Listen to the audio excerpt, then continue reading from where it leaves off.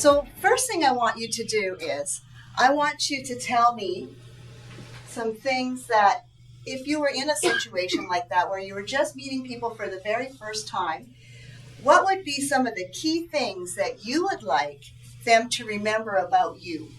Just a sense of you. What would you like? Can you just tell me something? So what I'm going to help you with today is I'm going to help you to discover how you can project these things through your appearance and your nonverbal communication. Would that be valuable to you? Mm-hmm. Stay connected. Try to connect to people from your authentic self, and you will connect to them at their authentic self.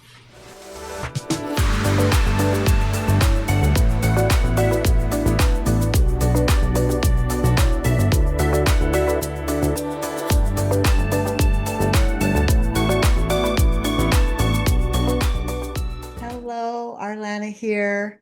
I'm excited today. I'm going to be sharing with you something that has been very transformative in my life.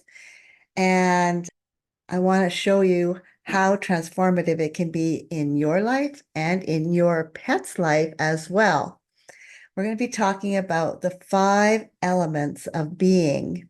So there's so many ways that the elements are at play in our lives and can make a big difference in the way we interact with, express ourselves and the way we connect with others when we understand the elemental energies that are at work in ourselves and in the world around us. Now, I also became very intrigued with how this would work in our relationship with our animal companions and how these energies are at work in their lives and in their relationship with us.